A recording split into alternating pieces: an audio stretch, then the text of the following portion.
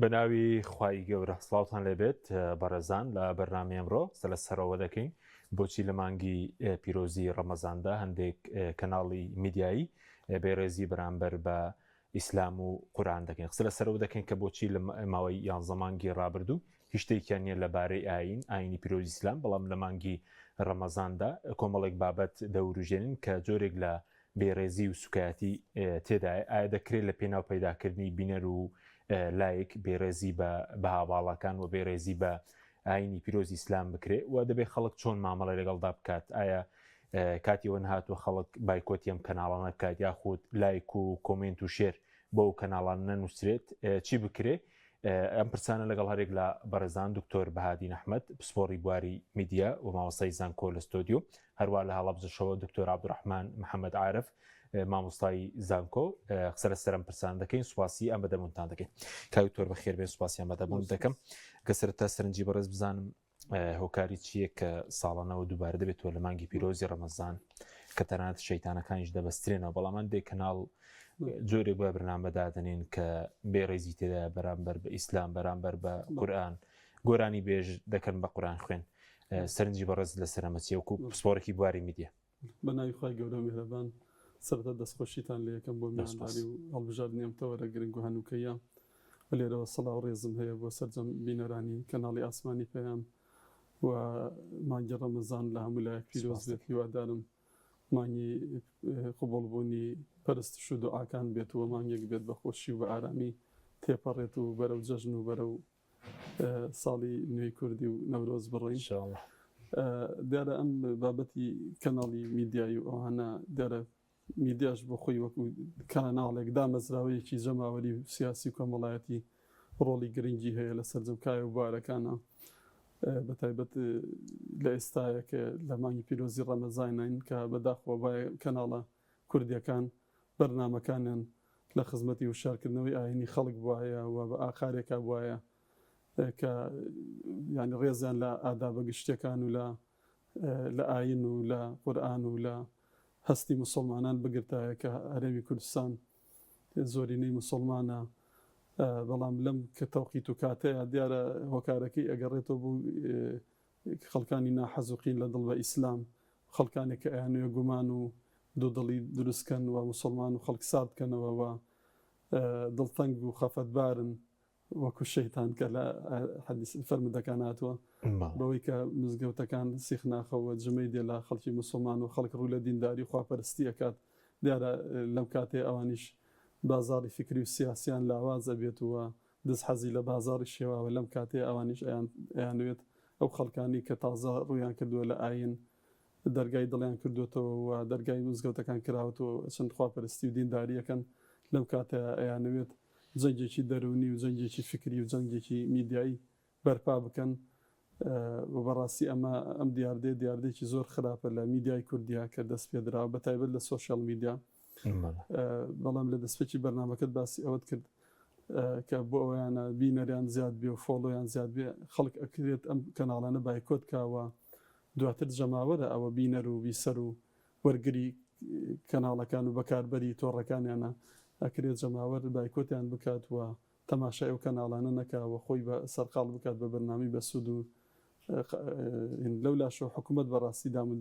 دەستگاکانی کە دواتر زیاتر باسەکەین لەو ڕۆکەم تەرخە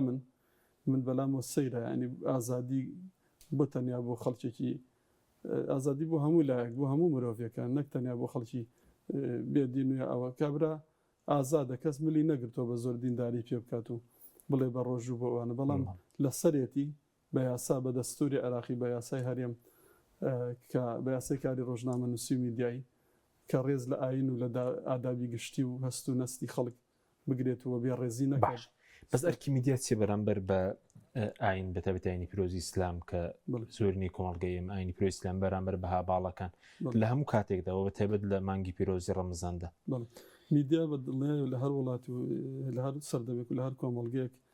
ئەرک و ئامانجەکانی جیاوازە لە قۆناغێک یا لە وەرزێک بۆ وەرزێکی تر میدیای کوردی ینی ئەوێ ڕنگدانەوە واقعی کۆمەڵگەکەی تا ڕەچاو بکرێتەوە خۆی میدیا چییە؟ میدیا پەیامێکی جەماوەریە کە بتوانێت حەز و ئارەزوەکانی جەماوەر و شارکاتەوە حەز و ئارەزوەکانیان بەدی بهێنێ لەم مانگە پیرۆزەیە پێویستە بەرنامەکان تایبەت بکرێت بە وشاری ئاینی تایبەت بکرێت بە فێرکردنی قورئانی پیرۆز و ئادابە ئاینەکان و ڕێزگرتن لە ئاینەکان و بانگەشەکردن بۆ هاوژیانی پێکەوە ژیان و ڕێزگرتن لە بیرڕای ئاینی هەموو برۆڤێک ئازاد دەکەت چی بیرڕایکێ بەڵام لەوەیە ئازاد نیت تۆ ئازادی ئەوانی تر پێشێلکەی بەلامە سەیرە ینی خۆ باشە لە کوردستانە تەنیا موسڵمانی خۆ ئاینەکانی تریش هەن ئەو کەسانە ئەگەر ئازان بە سوکایەتی بە ئاینێکی ترکەن با کەمە ئاینێکی یەکتر بکەن کەمە ئاینێکی تر بکەن ینی کەمە ئاینەکان نەتەوایەتەکانی ئاینەکەن یەکسەر ڕاپێچی دادگاکەن ئێمە کاتێک باسی ئەوواکەین کە ئازادی هەیە و مافی مرۆڤ هەیە ئایا تەنیا ئازادی و مافی مرۆڤ بۆ کەسی نادیندار هەیە یا ئەبێ بۆ مسلمان و بۆ خەڵکی دینداریش ئازادی باش بەزم حاڵەت هەیە لە شوێنی تر بنە گۆرانی بێژە بکرێتە قورئان خوێن ئەمە چۆن دەخوێنیتەوە لە پێناو چییە بۆ منەوە هەموو قورئان خوێنە و هەموو خەڵکە دەنخۆشە هەیە بەڕێزت چی تێدا دەبینی بڵێ وڵای خۆی هەموو شتێک ڕێز لە پسپۆڕی پیشە بگیرێت یانی ئەنی ناکرێت کەسێک وەرزێک گۆرانی بێژ بێت و وەرزێک قورئان خوێن بێت یان خۆی یەکلا کاتەوە وەرزێک دیندار بێ وەرزێکی تر نادیندار بێت قەناعەتمە ئەمە لاسایکردنەوەی هەندێک لە کەناڵە عەرەبیەکانە ئەمە وەکو نەریتێکی شەوت و ئەوانە هاتووە بەڵام لەگەڵ ئەوەشە ینی ئەبێ ڕێگریان لێ بکرێت ئەم کەسە ئێمە ئێستا هەر لە کوردستانە کۆمەڵی قورئان خوێنانی کوردستان هەیە تەنانەت خەڵکی تر بۆی نییە قورئان بخوێنێ لە پرسە و لە مناسبەکانە جگە لەوان ئەمە بەڕاستی بە پلەی یەکەم ینی حکوومەتی هەرێم دام و دەستگاکانی بەتایبەت وەزارەتی ئەوقاف یەکێتی زانانی ئاینی ئیسلامی کوردستان وەزارەتی ڕۆشنبیری سەندیکای ڕۆژنامەنووسانی کوردستان ڕێکخراوەکانی کۆمەڵی مەدەنی هەمووی بەرپرسەوە لەگەڵ ستافی ئەو کەناڵەشە بەڵێ هەندێک لە زانەشێ هەندێک خەڵک بەناوی زانا و پشگیریان دەکەن ینی لە ئاسی باڵە پشگیری و جۆرە دیارە گۆرانی بێژ بێتە قورئان خوێن وڵی وشەی زانا هەموو کەس ئەتوانێت بەخۆی بڵێ زانە بەس لە واقع ئەو کەسە زانایە یان نەزانە ینی ئەو خەڵک ئەو کەسە لەکوێ ئێمە لەجلەی باڵی فتوامان هەیە لە کوردستان مەرجەعمان هەیە هەموو کەس بۆی نییە فتوا بدە هەموو کەسێک بۆی نییە بڵێ ئەمە ڕەوایی و ئەمە ڕێگە پێدراوە ئەمە حەڵاڵە ئەمە حرامە ئێمە لە ئاینە هەموو شتەکان دەستیشان کراوە دێمەوە خزمەت بچین لای دکتۆر عەبدوڕەحمان بۆی گلەیشمانی نەکە کاتمان پێنادا دکتۆر بەخێر بێن سوپاسیان بەدەبوونت دەکەین ئەگەر سەرنجی بەڕێز بزانین لەسەر ڕۆڵی میدیا لە ڕەمەزاندا و بە تایبەت بڵین دیاردەیەکێ لە هەندێک میدیای دەسەڵات یاخود هەندێک میدیای پارتی بڵین کورتری کەینەوە لە هەموو ڕەمەزانێدا کۆمەڵێک بەرنامەیان هەیە ئەم هەوڵێکە بۆ بچووکردنەوەی ڕەمەزان هۆکارەکەی چییە؟ بسم الله الرحمن الرحيم الحمد لله والصلاة والسلام على رسول الله صلاة ورزم بو جناتو بو همو بينران توسباس سبارت با معاملەکەدن لەگەڵ ڕەمەزانە لەلایەن میدیا و بەگشتی میدیا و سوشیال میدیا هەردووکیان طبعا ڕاستیە کۆمەڵێک ئەگەر ئینسان بە دیقەتەوە سەرنج بدا هەندێک ئاکام و ئینجاک و هەندێک نەتیجەیەتە بەردەستی ئەبنە پرسیاری گەورە من بۆ خۆم دایم لەم ڕەمەزان و ڕەمەزانەکانی ڕابردووشە تەمەنە و ئەزمموی تەنها ئەم چەند ڕۆژەنی ئەزمموی ڕەمەزانەکانی ڕابردووشە هەمووی پرسیاری ئەوم بە دروستە بێ ئەم جۆرە مامەڵەی کە میدیای وڵاتی خۆمان لەگەڵ ڕەمەزانایکە ئایا ئەو ڕەمەزانەیە کە خوای گەورە باسی ئەکا و ئەو ڕەمەزانەیە قورئانی تیادا بەزیوە و ئەو ڕەمەزانەیە کە ئیسلامی تیادا بەزیوە یا ڕەمەزانێکی ترە و مانگێکی ترە و ئێمە نایناسینەوە لێمان تێک چۆیانی كاتك القرآن فما شهر رمضان الذي أنزل فيه القرآن هدى للناس وبينات من الهدى والفرقان يعني أما آيات اللي را تأكيد لو كاتوا كمان جر رمضان مانجي دابزيني قرآن دابزيني قرآن شواته دابزيني همو إسلام دابزيني همو إسلام يعني أم همو آكام جورة كوملايتي وسياسي وفكري وروحي ودروني لهمو جهانا دروسي كدو بدري جاي 4 قرني رابردو يعني معقولة لمانجي رمضان أو هم قرن كاري جوران الرويدا ولا أستي سياسي ولا أستي فكري ولا أستي كوملاتي ولا أستي آبوري وحتى لا أستي عسكري وجهادي وقتالي وحتى الروع بدري جاي أمس القرن رابردو يعني معقولة مانجي رمضان بس بريتوي لو يكوا ميدياينا أخو ميديا هرمي أمام مثلا أنا أخوي أمام باسيكا أجاوي بلا مسيرة يعني أمس سري كشيء يا سري كشاو أصلا سري كشاو بوي كوا يعني بجورك لا بە جۆرێک نەک جۆرێک لە جۆرەکان هەر حقیقت ڕاستە بەرنامەکە وایە پلانەکە وایە کەوا ڕەمەزان بچووک بکرێتەوە ڕۆڵی ڕەمەزان ئامانج لە ڕەمەزان بچووک بکرێتەوە ئێمە نەتیجەکەی چییە بەدەستەوە ینی کەواتە بچووکردنەوەی ئیسلام ئێمە یانجا ئەو خەڵکە بیێویانەوێ اینجا بچووکردنەوەی ڕۆڵی ئەم قورئانەکە دابەزێەوە یا سونەتەکانی پێغەمبەر عەلەیهی سەلام کاری چی بوو ئامانجی چی بووە لە بچووکردنەوەی ڕەمەزان هەموو ئەم نەتیجە خراپانە ئابەدەستەوە یعنی لە ڕەمەزان بۆ نمونە کە تۆ گوێ لە میدیاگری میدیا و سوسیال میدیا ینی خۆیان یەکلا کردوەوە کە ئەنەما ڕەمەزان بەس عەلاقەی بە گەدەوە هەیە ینی تۆ سەرنج داوە زۆربەی بەرنامەکان باسی خواردنە چی بخۆی و چی نەخۆی و ئەگە زۆر خوارد چییە وەگەر کەم و خوارد چییە و بەس دانیبی جەستەی تیازاڵە بەس جەستە چی بکات چۆن جەستە پێ بگا ئیتر باسەکانی تر ئەی ڕۆح چۆن پێ بگا ئەی ئەندامەکانی تر چاوکی ڕۆڵێکی هەیە گوێچکەی ڕۆڵێکی هەیە زمانتی ڕۆڵێکی هەیە دەست و پێکی ڕۆڵێکی هەیە ڕۆح و گیان و فکرکی ڕۆڵێکی هەیە ڕەمەزان چیمان لێکا لەم ئاستانە تەمان ئەمان لە ڕاستیە زۆر بەکەبی تەقەی لێدرێ کاتێکش تەقەی لێدرێ نەتیجەکەژی نەتیجە وکو خۆی نادا بەدەستەوە لەبەرەوە سەیرە یعنی تۆ لە مانگی ڕەمەزان ئەم مانگە گەوری کە قورئانی تیادا بەزیوە خوا بە گەورەی باسیەکە قورئانی پێوە بەستووە حتا کردی بە مانگی ڕاپەڕین و تێکۆشان و خەباتی سیاسی و کۆمەڵایەتی و هەتا ڕۆمانە تۆ بەس بیبەسی بە گەدەوە فقط گەدە خواردنەکە باش بوو خراپ بوو زۆر بوو کەم بوو هەتا ڕۆمان کە ئەنەما ئەم مانگی ڕەمەزان دروست بوو بەس بۆی گەدەی تۆ کراوە بێ زۆر خوا یا کەم خوا اینجا لە پاڵیا تو سەرنجی داوە برایانی بەڕێز خۆشکانی بەڕێز شەوانی ڕەمەزان تولی ڕەمەزان هەمووی ئەم مانگەیژنە لە 20 ساڵی ڕابردوو تاوەکو ئێستا یان زیاتر شەوانی ڕەمەزان بۆتە شەوانی کات بەسەربردن یعنی بەرنامە لە لەحزەی یەکەمەوە تا لەحزەی کۆتایی خەتا نوێژی بەیانی هەرچی بەرنامی کات بەسەربردن ینی کە نەما خەڵک لە ڕۆژە لە جەنگی کۆریا بووە مەسەرەن یا لە جەنگی ئەفغانە بووە یا لە جەنگی دەرکردنی ئیستیعمارە بووە ئەیتر شەو پێویستی بە ئیسراحەت هەیە دوو قسەی خۆش ببیستێ مەسەرەن باسی بکاتەوە کورەجەیە بگۆڕێ دڵی بکاتەوە ئێکا کە تۆ لە ڕۆژە بە قوربان تۆ بە ڕۆژوو بی بە قوربان لە خواردنە بە زەمینەوە ڕۆ دەخواردووە ئەگەر زەحمەتێک بووی بەس ئەو تۆزە زەحمەتە بووە بەس مۆزوعەکە ڕۆحە فکرە گیانە هەستە هەناوە هەتا ئەڕۆ پێم سەیرە ینی شەوان کەواتە شەوانی کات بەسەر بدن لە مانگی ڕەمەزانیشە ئەگەر مانگەکانی کە بووە ینی ڕێتی چووکۆچکۆمە دەسەڵاتمان نییە ئەو خەڵکار واکە جایمە بمانوێ نەمانێ بەس ئەمە هەڵەیەکی گەورەی کە خەڵکی تێکەوە کە میدیا ڕێگەی بۆ خۆش کردووە خاڵێکی تر اینجاکو میدیای وڵاتی ئێمە شتەکانی حرامەکانی ئاسایی کردوێتەوە حرامی کۆمەڵایەتی حرامی سیاسی حرامی اقتصادی هەموو شتانی ئاسایی کردوێتەوە لە ڕەمەزانیشە بە دەرەجە یەکەم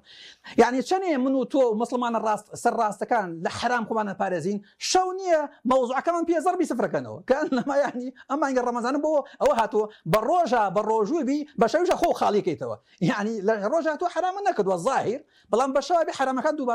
دەبارە بکەیتەوە بۆیە اینجا کە سەرنج بدەی من بەلامەوە پرسیارێکی گەورەیە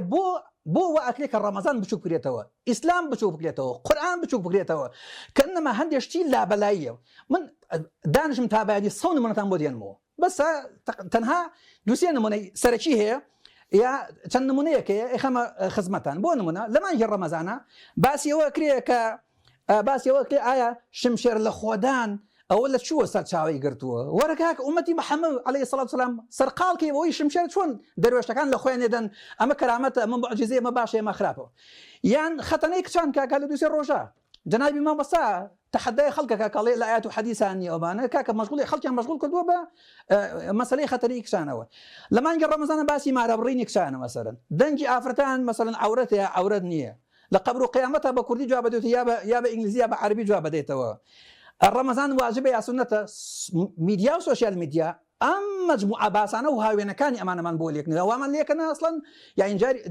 جاری وای شەیە بەم شتانەوە کە مەشغوڵ دەکەن وردەوە دەواکەن لەوەی کەوات لە مەعنا گەورەکان لە مەبەستە گەورەکان لە ئامانجە گەورەکان ڕەمەزان خاڵیەکەنەوە یعنی خاڵیان کردوتەوە بەس تۆ بەخۆ نازانی بەم شت و باسانە یعنی کەنەما ئیسلامی بریتێ لەم چەند شتە ئەم چەند نمونەی کە هێنابەوە وەکو عەرزم کردن نمونەی هەموو ڕەمەزانەکان هەندێکی دووبارەیە هەندێکی وەڵحاصل تا ناوانە ئیبداعیشی تیاکرێ ئەمانە مەجموعەی خاڵی گەورەن مەبەستیایە جا هەندێک کەسی لەوانەیە شعور بە مەوزوع نەکات تێکەوت بێ ڕاهات بێ خۆش نەبوو بێ لەگەڵیا چۆن کەسێک لەناو حرامێکە ئاژی ڕۆژی دوان و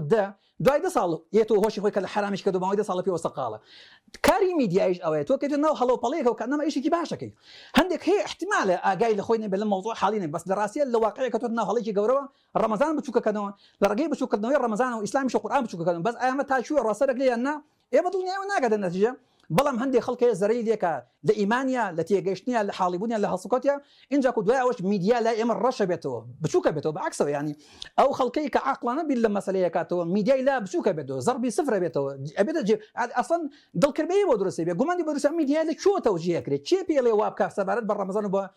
بە قورئان و بە ئیسلام بۆیە ضرورە ئێمەی مسلمان بەگشتی کۆمەڵگەی مسلمان گشتمان ئاگامان لەو بێ لە ڕاستیە بەشێک نەبی لەم بچووکردنەوەی باشە دکتۆر ئەگەر بە کورتی وەڵامی و پرسیارشم دەیتەوە ئێمەوە خزمەتت سەبارەت بەوەی کە بڵێن لە ڕەمەزان شەیتان دەبەستێتەوە بەس پێ بێ ئەو میدیانە لە شەیتانترن کە بەو جۆرە مامەڵە دەکەن هەندێک بڵێن حرام حەڵاڵ دەکەن بێڕێزی بە قورئان دەکەن کۆمەڵێک شت دەکەن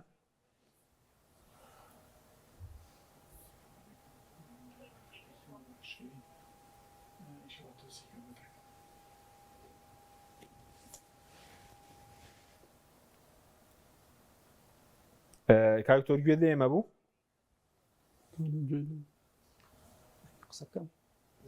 بەڵێ دێمەوە خزمەتت کاکتۆر دێمەوە خزمەتت کاکتۆر عەبدوڕەحمان کاکتۆر بادیمەوە خزمەت بەڕێز سپارەت بەوەی کە ئامانجەکە چییە بۆ نمونە ئەو میدیانە بە تایبەتی میدیای دەسەڵات کە بە پارەی خەڵک بەڕێوە دەچێت لەم دەسەڵاتە کارێکی دیکەوێ جوانکردنی ڕوویم دەسەڵاتەیە ئەو هەموو گەندەڵی و شاردنەوە قسەنەکە دەسەر خواردنی موچە و تاڵانی زەوی و خاڵە سنووریەکان و لە هەمان کاشە بێڕێزیش بەرامبەر بەها پیرۆزەکان ئەمان سەرکی کە چییە ئەنی کە دەیکەن کاک دکتۆر فەرمووی بۆ بچووکردنەوەی ڕەمەزانە بۆ ناشرکردنی وێنای ئیسلامە لە ڕاستیە تۆ لە ڕەمەزانە ئەبێت وێنای ئەم مانگە پیرۆزە بکەی یعنی بۆ پەروەردەی ڕۆح بێت بۆ شکردارکردنی ئیسلام بێ بۆ فێرکاری بێت بۆ وشاری بێت نەک تەنیا پەروەردەی جەستە بێت ئەبێ پەروەردەی ڕۆح بێت تەنیا باسی خواردن و باسی ئەوکەی چ شتێ ڕۆژ و بەتاڵەکاتەوە چ خواردنیە باشە و چ خواردنیە زیانی هەیە ئەمە لایەنی تەندروستی مرۆڤە ڕەهەندێکی ڕەمەزانە کە تۆ بە ڕۆژوە بیت و ماوەیەکی دیاریکرا خۆت لە خواردنەوە ئەگریتەوە بەڵام لەولا شەوە ئێمە ئەبێ پەیامە گەورەکەی ڕەمەزان کە دابەزینی قورئانە کە پەروەردەکردنی مرۆڤە کە شکۆداری ئیسلامە کە بواری حتا جەنگ و بواری فکر و بواری سیاست و هەموو ئەوانەی تیا هەیە ڕەمەزان بۆیە پێویستە ینی میدیا کوردیەکان ئێمە تەمان ئەم دیاردەیەکی ڕێژەیە بە تایبەتی لە سۆشیال میدیایە بەرچاوەکەوێت کە فلتەرات و کۆنتترۆل و لایەنی سکوریتی و ناسنامی ئەو کەسانە ئەو پێی جوینانە ناناسێتەوە کەناڵە میدیاکان کوردیەکانی تریش کەناڵە فەرمیەکان کەناڵە ئاسمانەکان هەندێکی بە نەزانی هەندێکی بە زۆرزانیە یا بێپلانی و فەوزای میدیایە یاخود بە پیلانێکە ئەمە بۆ ئەوەیە کە ئیسلام ناشرین کرێت لە جاتی ئەوەی گومان دروستکردن لەسەر ڕەمەزان وەکو تۆر و تێتە ڕەمەزان سونەتە واجبە بەڵێ جا بەداخەوە هەندێک کەس ئەیەنە سەر شاشەکان بە ناوی مامۆستای ئاینیەوە بەڕاستی تۆ نازانی سیفەتی ئەم کەسە چییە لەکوێ کارەکە لە چی مزگەوتێکە ینی من گوێم لێ بۆ ئەڵێ سەرپۆش واجب نییە و حیجاب واجب نییە و نازانم ڕۆژ و واجب نیوانی شتەکان هەمووی تەخفیفەکات و هەموو شتەکان بەلاڕێە ئەبات کە ئەمانش حەقی ئەوە هەیە ینی وەزارەتی ئەوقافێکی دزانیان لێ پیشێنان لەگەڵا بکەن کەس بۆی نییە لە خۆی فتوا دەربکات و بەو شێوەیە ئیسلامی و نابکات و باسی ئەحکامەکان و باسی حرام و حەڵال بکات لێن بەزین لە هەموو لە شەرع هەموو ئەو شتانە دیاری کراوە دەستنیشان کراوە یا خەڵکێکێ بە ناوی نووسەر و بە ناوی ڕۆشنبیر ئەڵێ ڕەمەزان سنەتە و ڕەمەزان ئەسلی نییە باشکتۆر بۆ جورەتیان هەیە دەست بۆ پرسیاران ببەرن کە پەیوەندی بە بیر و باوەڕی خەڵکی کوردستانەوە بەس بۆنەوە جورەتیان لەسەر تاڵانی بۆ نمونە هەردوو بنە ماڵەکە قسە بکەن لەسەر زیینی نەوت بۆ جورەتیان نی بەڵام بۆ لایەنە بیر و باوەڕەکە و جورەتە بەخۆیان دەدەن ئەو کەناڵانە ئەم کەسانە بە دڵنیایەوە ئەگەر دەسەڵات پشتیوانیان لێ نەکات ئەو جورەتیان لەکوێوە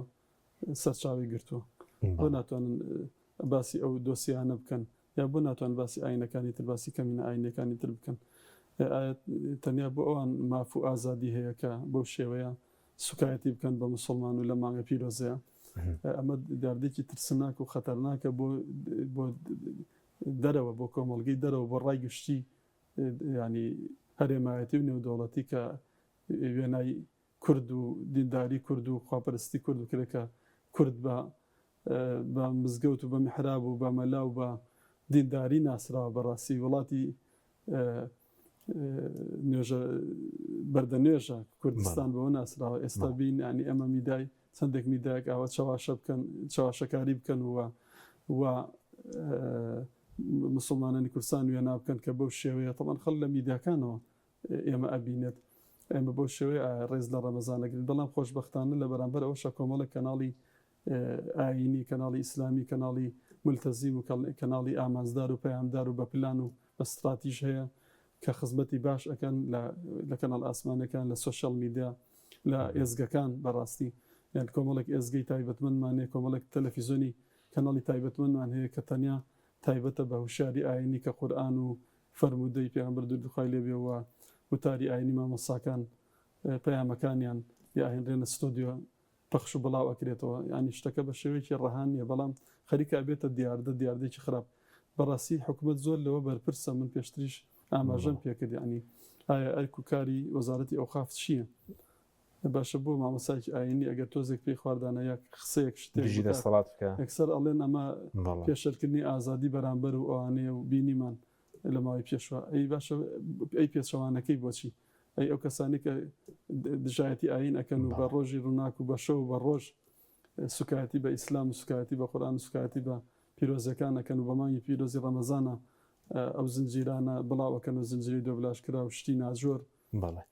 برەو بە کۆمەڵێک دیاردەی ناجۆر ئەدەن ئەوان تەنیا ئەڵێن پەرستش تەنیا لە بینی خۆت و خوایە ئەی باش تۆ بۆ خۆت کردووە بە خاوەنی ئەوە و هاتووی بەنهاوی دینەوە خۆت کردو بە خۆران خوێن و خۆت کردووە بە شارەزار لە ئاین و خەڵکی ئینەکە هێندێنە سەر شاشە دکتۆرۆ شتی دەیە جگەرەوەی کە بەرەزوو دراماش ئامانجێکی دیکەیانە جگە لە بەرنامە لە درامە بۆ منە خەڵک فێری خیانەتی زەوجی بکەن دزیکردن تاوانکاری شەڕکردن ئەوەش ڕووداتەوە لە درامەکانی خەڵکە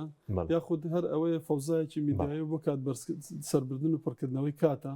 یاخود هەندێک لەو کەناڵانە ئاراستە کراون بەڕاستی میدیای ئاراستەکراو هەیە لەو مانگە پیرۆزەیە بە پلان ئیشەکات بە بەرنامە کار ئەکات بۆ چاواشەکاری بۆ لێدان لە ئیسلام بۆ ناشرینکردنی ئیسلام بۆ کەمکردنەوەی پیرۆزیەکان دێمە خزمەت دوای خەڵک چۆن مامە لەگەڵ ئەوە بکات دکتۆر عەبدوڕەحمان بێمەوە خزمەت بەرز دەگەر گوێت لە ئێمە بێ سەبارەت بۆی کە پرسیارەکەم لەسەرەوە بۆ گەر خۆشت دوای پرسیارێکتر مەبوو ئایا بۆ نمونە لە مانگی پیرۆزی ڕەمەزان کە شەیتان کۆتوبەند دەکرێت ئەو میدیانەی کە بەو جۆرە کار دەکەن لە شەیتانترن بە بۆچوونی بەڕێزت یاخود پێش ڕەمەزان مامەڵێ ئەو جۆرە میدیانە چۆن دەبینی و پێش ڕەمەزان هیچ بابەتێکی ئاینیشیان نییە والله جا قوربان من لە پرسیاری ڕابردووە باسی میدیای ڕەمەزانیمان کرد باش بەس ئەکرێ لەم پرسیاری جەناب تا وەڵامی میدیایی هەر میدیا بەگشتی پێشی ڕەمەزان و ئەنی بەشێکی ڕەمەزانیش تا ئەنازەیەک بەڵام ئێمە ئەگەر ئەمەیان تەرخانکەین بەس بۆ پێش ڕەمەزان بەگشتی ئەتوانم هەندێک شتێ عەرسانی بکەم خاڵی سەرەکی جارێ پێش هەموو شتێک دائما میدیا سیاسیکی لە پشتەوەیە کەسی سیاسیش ئەگەر کەس سیاسیەکە سەرگەردان بوو میدیاکەشی سەرگەردانە ئەگەر ئەم دوانە سەرگەردان بوون میلەتێکی سەرگەردانەکەن بە نەتیجە دوای ساڵێک دوان سیان دە بە نەتیجە میلەتێکی سەرگەردانەکەن لەبەر ئەوە گەورەترین کێشە و مشکلەی مامەڵەی میدیا یا خوتوڕەتی میدیای خرا و خوار ئەوەیە جارە پێش هەموو شتێ هەوڵی ئەوە دەم کەوا مێشکی ئینسان داگیرکەن مێشک دەماغ فکر هەست هەناو ڕۆحی تۆ داگیر بکەن ئەزانی داگیرکردنی بیرکردنەوەی ئینسان ترسناکترە خەتەرناکترە لە داگیرکردنی خاک و نیشتیمان چکە تۆ فکری داگیر کرا خاک و نیشتیمانیش داگیرەکرێ و ئیمان و ئیسلامیش هەر داگیرەکرێ بەڵام پێچەوانەکەی حاڵەتێکی تەبیعیە چکە ڕووی داوە لە مێژووە خاک و نیشتیمان داگیریش کراوە بەڵام چونکە زەین و فکر و هۆشیاری خەڵکی مسلمان کۆمەڵگەی مسلمان سەلامەت بووە دوای خاک و نیشتیمانی خۆیان ڕزگار کردو گەشتن بە ئاواتی ئومێدی خۆیان لەبەرەوە مشکلەی گەورەی مامەڵەی میدیا لەگەڵ خەڵکە هەموو هەوڵێکی بۆ یەکەوە مێشی خەڵ داگیرکە کۆنتڕۆلیکە بەڕی مند کۆنتڕۆل لە شاشەکەی خۆی کە دانیشتووە بۆ قسانەی کە ئیکە خەڵ بەکاربێنێ بۆ ئەوش مەبەسیکە دیاری کردووە بۆ خۆی بۆیە ضرورە ئێمە کۆڵێ هەوڵی ئەو بن کۆمەڵگەی مسلمان بواری فکری قایم بێ بواری ڕۆحی کۆڵێ محکەم بێ هەتاوەکو میدیای خواروخێت داگیری نەکات و بەکاری نێنێ و نەیبا بەرەو کۆڵێ هیچ جۆرە خراپە و خواریەک بەس ئەوەی کە مشکلەیە دەرا تەبەن میدیا دائما هەوڵی وایە کە خەڵک بچووک بیر بکاتەوە ئەکە خەڵکیی بچووک بیری کردەوە لە ڕاستیە وەکو ئەڵێن ئیسیسماری ئەم جۆرە تێگەشتن و عەقڵیەتە واکەلەوەی بە ئاسانترین شێوە ئەودا بەداری گۆڵەکە یعنی تاک بی خێزان بی کۆمەڵگە بی کۆمەڵ بی هەچی بی مەسەلەن ئەگەر تۆ زەینی دامەزراو نەبوو خاوەنی سەوابیتی خۆ نەبووی نەوزانی ئاوات و ئاماندە چییە نەوزانی ئامرازەکانی چییە میدیا بەکارێنێ بە خۆش و نازانی نازنی لە ڕاستیە بۆ یەکرێ هەندێک نمونە بینەوە جا لە ڕاستیە من لە بیدایەتەوە وتم سیاسی سەرگەردان میدیای سەرگەردان میلەتی سەرگەردان ئەمە سێکوچکەیەکە زۆر عەلاقە و ڕەبتیان بەیەکەوە هەیە عەکسەکەشیان ڕاستە سیاسیەکی بەرچاو ڕۆشن دڵسۆز شارەزا ئاگادار خاوەن مەبدە خاوەن سەوابیت میدیایەک هەروەکو خۆی دەرەچێ میلەتەکەش هەروەکو خۆی دەرەچێ بەس ئەکرێ ئەمە هەندێک نمونە بینەوە لێرە نمونەی زیاتر سیاسی نمونەی هەم دەرەچی و هەم ناوەکیشت يعني لو ماوەیە من طبعا سەرنجی میدیا دێنی ئەمە بێخەبەر نین لە هەندێشت بۆ نمونە لەو لە جەزیرەی ئیپستین لە ئەمریکا ئەوکەیسە نادراوە جەزیرەی شەیطان لێ طبعا خاوەنی ئەم جەزیرەیە پارچەیەک لە پەردەی کەعبەی بۆ ڕۆشتە بوو بە هەدیە لە تەرەفی مەسئولێکی ئیماراتیەوە تۆ سەرنجدا بوو میدیای کوردی و میدیای عەرەبی ئەوەندەی لەسەر ئەو پارچە پەردە ڕاوەسا باسییان نەکرد و ئاەتی تایە و ژێر پێخراوە و دانراوە و ڕاخراوە تا ڕۆنە ئەوەندە باسی فەزیحەکە نەیەکە ئەو فەزیحە گەورەی کێ بوو چۆن بوو چەند بوو لەبەر چی بوو ئاسار و شەناوارەکەی چی بوو مەسەلەن هەتا ڕۆ ئەم نوقتەیان لە ڕاستیە ئەم نوقتە ئەگەر سەرنج بێ زۆر خستیان نەکردەوە زیاتر بردیانەوە بەلای مەوزوعی پەردەی کەعبە لە کاتێکدا کە وایە باسی قوڵایی مەوزوعەکە خۆیان بکرێ گرفتە گەورەکان بکرێت لەنگ بەسەری پەردەی کەعبە جا لێرام ئەیانەیە خەڵک مەشغوڵکردن بە شتێکەوە کە شتێکی جەوهەری نییە بەڵکو شتێکی ظاهیریە نمونەیەکی تر مەسەلەن هەر لە ئیمارات ئەمە نمونەیەکی دەرەکیە تەبات ضرورێ ئێمەی کۆمەڵگەی مەسڵمانی کوردی خۆمان بە چاوەڕۆژن بێ لەم شتانە ئیمارات تقریبا پێش بەرپرسی ئەوەی کە دیارە تایسا پێنج بەرپرس احتیمال زیاترش بێ چونە کەوتونەتە ناو ئەم گەندەڵی و بۆدەڵیەی جەزیرەی شەیتانەوە لە ئەمریکا مەلا بۆرەیەکیان هێنابوو مەلا بۆرە ببرن لەم تعبیرە هێنابوویان بۆی نەسیحەتی خەڵکی ئیماراتی بکە قسە لەم مەوزوعان نەکرد ئەڵێ چی پێیان طبعا بۆ خۆم گوێم لێ وەڵێ ئەڵێ باشە مووقفی مسلمان چی بێ لەمەی کە هەندێک خەڵک تێکەوتون و چونتە ئەو جەزیرەیە و هەڵەیان کردووە و پەڵیان کردووە تا ڕۆمانە ئەڵێ مووقفی مسلمان پێویست بەوە کات پێغەمبەری پێشەوا فەرمێ من حسنی ئیسلامی مەرء تەرکو ما لا یعنی مسلمان شتێک کە پەیوەندی بەوە نابێ باسی بکات نابێ بچێ بە دوایە بە حیاتی یعنی ئەم فەزیحە اقتصادیە ئەم فەزیحە سیاسیە ئەم فەزیحە ئەخلاقیە لە ئاستی دەوڵەتە کە دەبوو دەستیان تیا بووە تۆ بە حەدیثێکی پێغەمبەری پێشەوا کە عەلاقەی بەو مەوزوعەوە نییە واکەی لەوەی کەوا خەڵک جێل بکەی کە ئەنەما نابێ قسەی تیا بکات نابێ خۆی بە يعني تو سيرك بحديثك علاقه بموضوع كوني هولا داك خلق جيلكن نمونه كتير مثلا هل لو فتي رابردو من باسي تازوك من باسي دسل فيش ساو هناك من راستيا نمونه كتير يعني اسرائيل باشكرا برون بي تشوف بنا وامريكا ايش بجيريه قالي اما شرقي اوسط داجيرك الرجلاتي ناو الراس طبعا الرجلاتي ناو الراس لمصر وتاكو باكستان يعني بكردستان شو بهر شوار باتشي كهندي كسيزول تاكيد له موضوع كاتو يعني ايش داجيرك جا داجيرك سياسي باقتصادي بعسكري بمهم بتما داجيرك بلام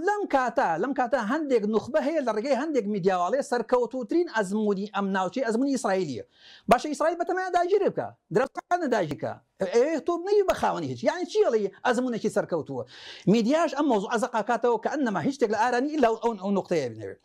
امريكا باشكالي في اسم بكرد نما ولا سوريا ويوطنها بشر داعش بكار هندران است يوم الناوي ديك شي عندك سيبي لو كاتو كوا بايكت دروس كان بو مسؤوليتي امريكي ناو هوديرا كاك امانه ام جور تيغش نحالبون انا كميدياج زقي كاتو كسياسه جرينجي بي دا واكلوي كوانسان بشوك بيركاتو ئاگای لە سەوابیتی خۆی نەمێنێ ئاگای لە ئامانجی خۆی نەمێنێ ئاگای لە ئیمانداری و ئیسلامەتی خۆی نەمێنێ ئاگای لە میلەتی خۆی نەمێنێ ئاگای لە داهاتوی ئەم کۆمەڵگایان نەمێنێ لە ڕاستیە اینجا شتێکی تر کە ئاخر نمونەمە لەسەر ئەو مەوزوعە کە خەڵک وا لێ میدیا خەڵک وا لێ یعنی ئەوەنە بچووک بیر بکاتەوە هەندێک کات ئینسان خێز و بێز لە خۆی بکاتەوە لە ڕاستیە هەندێک کەسێک گەشتوتە ئاستە نزمە مەسەلەن لەو فەتی ڕابردووە کێشەی کورد لە سووریا و لە عێراقش خۆ دیارێکی دروستی کردو لە سایکس بیکۆ تا ئەگاتە ئێرە دیارێکی کردی بۆ کردیان و تاکەی بەردەوامی وە مەبەستیان چی لە مەوزوعەکە دەیکەچی لەو فەتی رابط دو مانگ رابط دو هزاران جندرا وبملا وبمسا وبإسلام وبفلان وبفيزار يعني أما خلق والي كان خل أصلي موضوع كان لا أدري كي كردي كي بردي كي خواردي كي كاودي كي ويراني كرد نال الخلق زاني أم موضوع أشياء بلام سريان قال كان بهندي كسو كهل على كان بموضوع كونية لبرأوا الضرورة برياني خوشكاني بريز ميديا كاراني خوشويس لهش فين كان أبي أم هلا وبلانا راس كريتوا شاكريتوا الجنة الراسية يعني أبينا أكينا بدم مسؤوليتك التاريخي كدعاء نخوالي ما نخوش بنا خلق لي ما نخوش بنا. بله سپاس دكم ديما خدمة الدكتور كدكتور بعد ما خدمة برز سوت بأركي خلق يعني شون معاملة قالوا ميديا نبكى تاجر لما قالوا بالتلفزيون لابي بله بله كنترول ميديا كان بلان يعني هذه استراتيجية يعني باشا أمانزدار بن باشا ملتزم بن أني وزارة أو أركي ميديا أبويا كارنامي شيء هبويا لقال وزارة الروشن بيري هم عندي كان أبويا سەر کۆمەڵی خاڵ تاوان ڕۆڵی مزگەوتیان زۆر بچووکرێتەوە ئێستا دێن پارێزگاری شتێکی بۆ میدیاکان ئەبواە ڕێنماییە کارنامەیەکیان هەبواە وەکو چۆن بۆ پرس و بابەتی تر و بانگەشی هەڵبژان و چی هەیەە لانیکەم بۆ مانگی ڕەمەزان شکۆی ڕەمەزان بپارێزرایە ڕەمەزان بە زیندوی ڕاگیرایە بە بەرزی و بە جوانی ئەدا بکرایەوە ئەو ئەرکی خەڵک کۆنتترۆڵ پێ نەزم لە فەیسبووکی لایکت تێ کۆمنت تێش ئەرکی خەڵک بەڵێ بەدڵنەوەدارە من باسەکەم باسی ئەو کە کەناڵە فەرمیەکان ملتەزیمەکان کە ئەم کەناڵە ستافەکەی دیارە شوێنی دیارە مۆڵەتی دیارە کەسەکان دیارن کە ئەتوانی هەموو لێ پێچینەوەی یاسایی لەگەڵ بکەیت لەگەڵ ئەوانی تر سۆشیال میدیا کە زۆر جار پیجی سێبەرن زۆر جار پیجی فیکن بە ناوی خوازرا و ئەوانەوە پیجەکان دروستەکرێت بە ئارەزوی خۆیان لە تۆڕ سەکۆکانیش سۆشیال میدیا سوکایەتی بە ئاین ئەکەن جا ئەو کەسە جاری وە هەیە ناسنامی خۆیە گۆڕێ ناوی خۆیە گۆڕێ وێنی تردا ئەنایە لە ناوخۆی هەرێمەیە لە دەروی و لە هەندەران و دەمی گەرمە بەرامبەر بە ئیسلام و لافی و گەزافی ئازادی لێدا لەوێ بەڵام بەگشتی ئەرکی خێزانە خێزانی موسڵمان خێزانی ملتەزیمەکە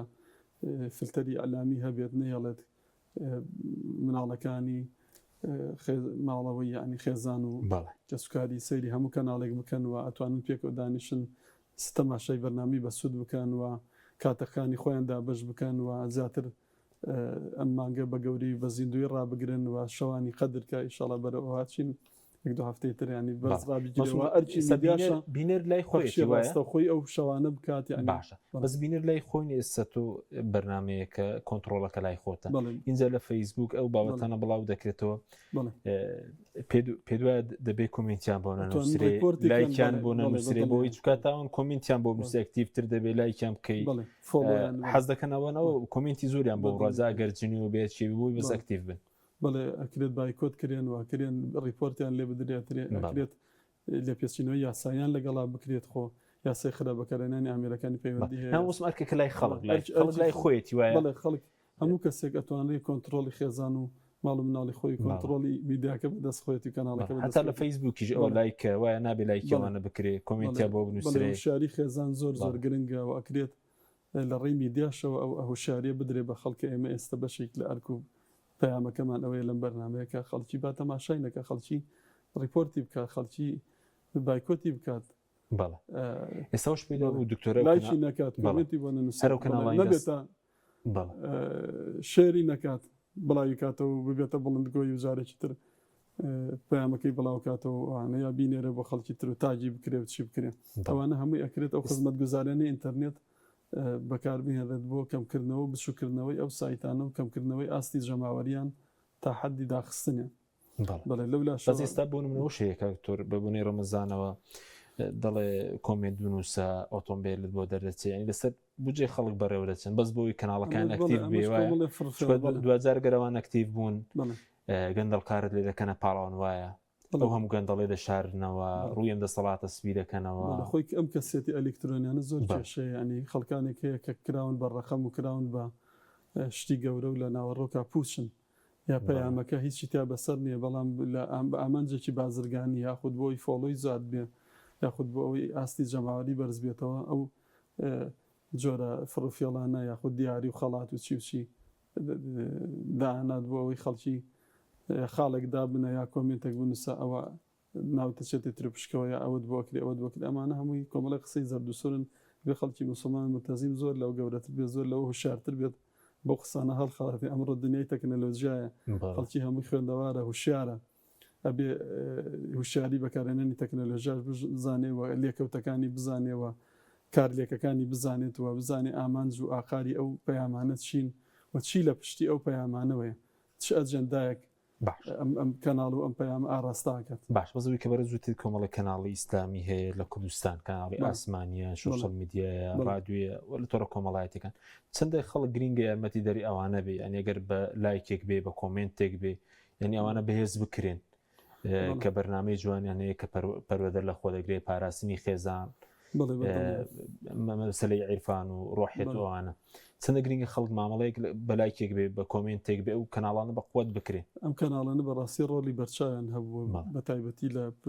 ینی مانگی ڕەمەزانی پیرۆز و لە بۆنەکانە بۆ نەعینەکانەوە بەگشتی ئەو کەناڵانە ینی خەڵکی شایەتیان بۆدا کە کەناڵی ملتەزیمن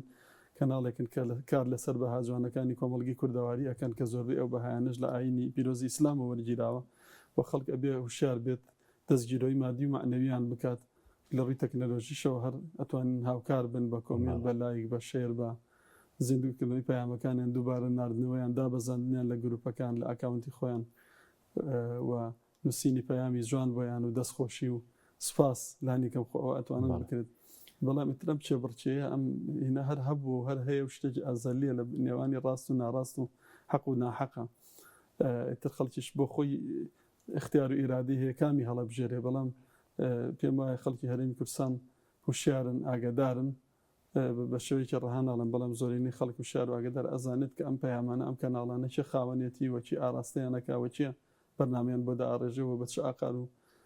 سیاسەتێک کار ئەەکەن بۆیە ئێمە دڵخۆشین بەوەی ئەو کەناڵە ئاینیانە ینی زیاتر پەرەی پێ بدرێت برەوی پێ بدرێت پێش بخرێت سەر بخرێت وە دەنگیان دلێر بێت تەنیا دەنگیان کپ نەکرێتەوە بە زیندوی کارەکانیان ئەنجام بدەن دیارە میدیای ئیسلامی و کەناڵانش کۆمەڵێک لەوانەیە کۆمەڵی کێشە و گرفتی مادی و گرفتی تەکنیکی و ئامبێر و زۆر شتێنی پێداویستیان هەبێت کە ئەکرێت جەماوەر و خەڵک پشتیوانیان بن بۆ ئەوی ئەوانش بتوانن بەردەوام بن لە کارەکانیان لە پرۆژەکانیان وە جەماوەر وەرگر و بینەری ئەو کەناڵانەیە و خاوەنی ئەو کەناڵانەشە بە شێوەیەکی ناڕاستەخۆ و جەماوەر ئەتوانێت اختیاری هەیە ئەنی ئێستا لەم سەردەمی تەکنۆلۆژیاکە کام کەناڵ بەکارهێنێ و بینەری کام کەناڵە و کام کەناڵ بایکۆت ئەکات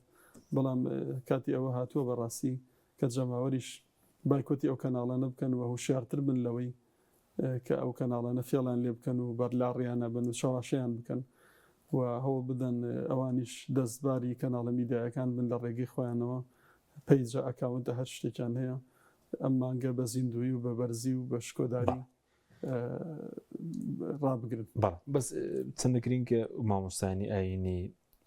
نەڕۆن بۆ ئەو کەناڵانە کۆمەڵێک بابەت دەورژێن کە گومان دروستکردنی تێدایە سەر لە شێوان تێدایە چەندە گرینگە ینی مامۆستای ئاینی زانای ئاینی دەڕات بۆ کەناڵان وڵی زۆر گرنگە دەستە خۆش بێت بۆ پرسیارن زۆر گرنگە ئەو تێبین و سەرنجە مامۆستا ئاینی خاوەنی شکۆ و ینی وەلەمە ئەوەڕەتت ئەنبیا جەنشینی پێغەمبەران عەلەیهی سەڵاتو وەسەلام مەکانەت و موقعیان حتا بۆ کۆڕ و سیمینارەکانی جاری وهەیە ئەیبینم لە پشت کۆمەڵێک ئافرەتی مۆدەوان و لە دوای دواوەدانراون ئەم مامۆستا ئاینیە مەفروزە لە پێشەوە بێت ڕێزی بگیرێ خاوەنی پەیام بێت خاوەنی پرۆژە بێت نەک پاشکۆی هەندێک خەڵک بێت ئەنج ئەم مامۆستای زۆر گرنگە کە ئەچێ بۆ ستودی بەرنامێک بزانێ ئەم کەناڵەت چییە و بەرنامەکە تەوەرەکەی چییە چێن میوانەکانی ترەوە بە چ ئامانجێک بانگێشت دەکرێەوە ئەم مامۆستای ئامانجی چییە بەشداری لەو بەرنامەیە بکات یا بۆچی ئەچێت زۆر گرنگە پێشکاتەوە بزانێ نەک بەداخەوە ینی وەکو کوردەواری لە شەڕەکە لە شێری پێبرێ ئێمە بینیمان مامۆستایانیان خستە بەرامبەر یەکتر و بۆ ئەوەی خەڵکێکی ناحەز بە ئیسلام پێی دڵخۆش بن لەبەر مامۆستای ئاینی هیچ کاتێک با نەچنە سەنگەری بەرامبەرەکەی خۆیانەوە کە مامۆستایەکی ئاینی ترە و هاوپیشەیەتی و نەچنە کەناڵێک شوێنێک کە جێی گومان بێ و بە ئاخارێک بەرنامەکە پێشکەش کرێکە بە ئامانجی کەناڵەکە بخوا نەک بە ئامانجی بەرنامەکە و مامۆستا ئاینی کە بۆی ڕۆشتووە مامۆستا ئەبێت کەسێکی شکۆدار بێت خاوەنی ڕێز و پێگەی خۆی بێەوە کەسێکی پەیامدار و ئامانجدار بێت بەڵادارم ئەمە ئەم ئامۆژگاریە لە بەرچاو بگیرێت نازانم دکتۆر عەبدوڕەحمان ماوە لەگەڵمان کاکتۆر بۆکو دو پرسیاریش بۆ بەڕێزت سەبارەت بەوەی کە خەڵک چۆن مامەڵە بکە وەزانای ئاین لەگەڵ کەناڵەکان ئەگەر شتێکشت مابێت لەسەر هەڵەی میدیایی پێنج خولەکمان ماوە بۆ بەڕێزت فەرموو. وەڵا قوربان ئەتوانی بڵین هەندێک هەڵەی استراتیژیە ینی هەڵەی گەورەیە کە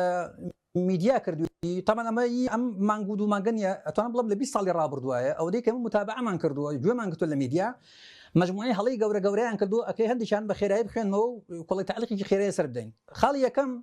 میدیا زۆر تاکید لەسەر ئەوە کاتەوە ئەڵێ ئێمە نەمانتوانی سوود وەربگرین لە ئیسلام بۆ دروستکردنی دەوڵەتی کوردی یا دەوڵەتی کوردستان. طبعا ئەم قسەی ئەڵێ سوودمان وەرنەگرت لە ئیسلام وەکو فارس وەکو عەرەب وەکو تورک و ئەوانە. طبعا ئەم قسەیە لە ڕاستیە خطوورەتی زۆر زۆرە. یعنی وا پیشانی ئیسلام وا پیشانی خەڵکە درێکە نەما پاڵتاوی زستانەیە هەر کاتی زستان پێویستی بوو لە بەریکەوە هاوینیش هەڵ بێ فڕێ بێ دەوڵەتی ئەگەر پێویستی بە ئیسلام بوو بەکاری بێنن تا دروستێکی دوایە کە دروستێکی ئەو کاتە ئیسلام پێویست بوو ناکە مەرجە و مەصدەری یاسا و ڕێسا بێ ئەم معنای لێ خوێنرێتەوە جات و وا بڵێ یان نەڵێ لەبەرۆ ئەم تعبیرە ئەم جملێ ناشی شارمەوە مامەسا حەکیمیانی هەندێک لە میدیای ئیسلامیش کەوتونەتە ناوم هەڵانەوە لە ڕاستیە جات نازانم بە چی قەزدێکەوە و بێئاگایی ئاگان لەو مۆزوعە هەیە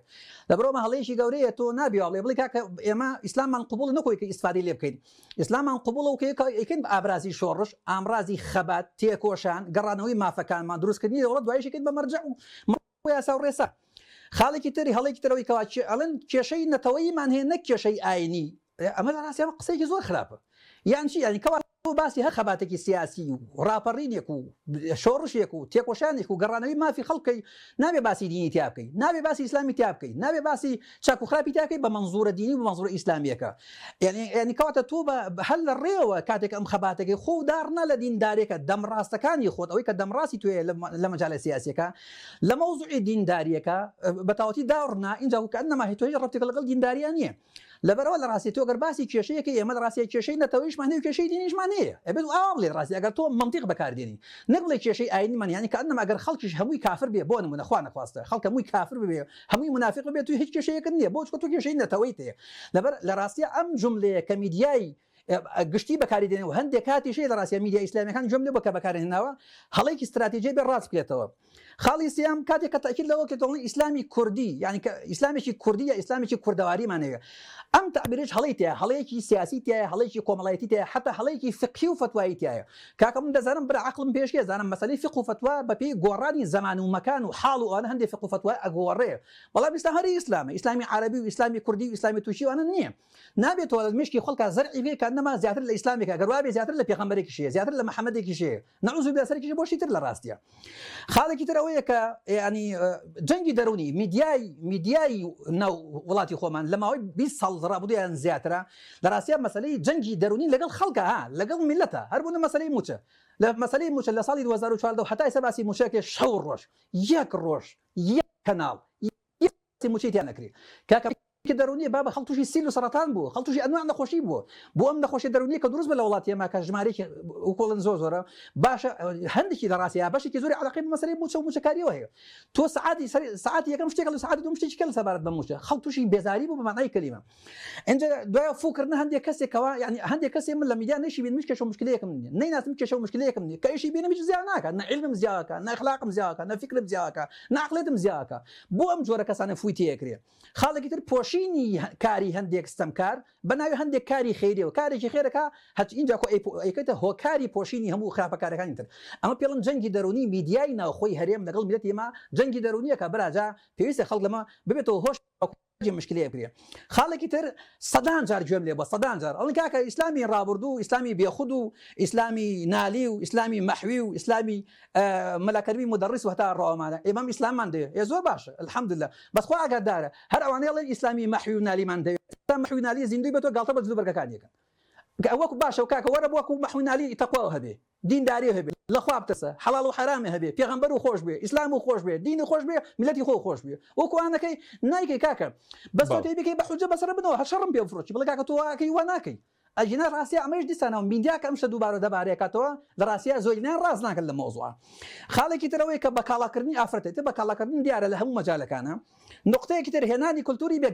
بێگانە دەیان نمونەمان هەیە اینجا کو سڕینەوە و کاڵکردنەوەی کولتوری میلەتی خۆمان کە لە ڕاستیە کارەساتێکی گەورەیە کە بۆ ئێمان دروست کردووە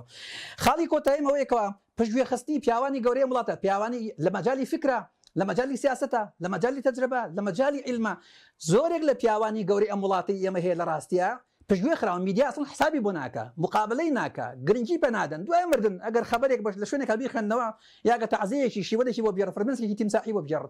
بۆ بڕێژن لەبەرەوە لە ڕاستی ئەم نقطەیە گەلێک مهمە ینی ئەو پیاوە گەورەی لە وڵاتی ئێمە بۆ پیاوە بچووکەکان گەور ئەکرێن و گەورەکان پشتگوێ ئەخرێ ئەمە هەڵەی استراتیژی میدیایە ئەم هەش خاڵی کە عەرزم کردن ضرورە میدیای ئیسلامی تێنەکەوێت لە مۆزوعەوەکو لە هەندێک کاتێکەوتووە و میدیای غیرە ئیسلامیش ڕاستە هەڵی گەورەکە لەسەر مۆزوع بەردەوام بێ ئومێدم وایە مەبێتە دەرگایەک بۆ خۆداچوونە و سواس بۆ هەموو لایەک بەڵێ سپاس دەکەین بەڕێز دکتۆر عەبدوڕەحمان محەممەد عارف کە لە هەڵەبجە و لەگەڵ ماوەی سپاسی بەڕێز دەکەین هەرا دکتۆر بەهادین ئەحمەد کە لە ستودیۆ لەگەڵ ماوە سپاسی جەناب شت دەکەین سپاس بۆ بینەرانی بەڕێز سپاس بۆ هاوکاران خواتان لەگەڵ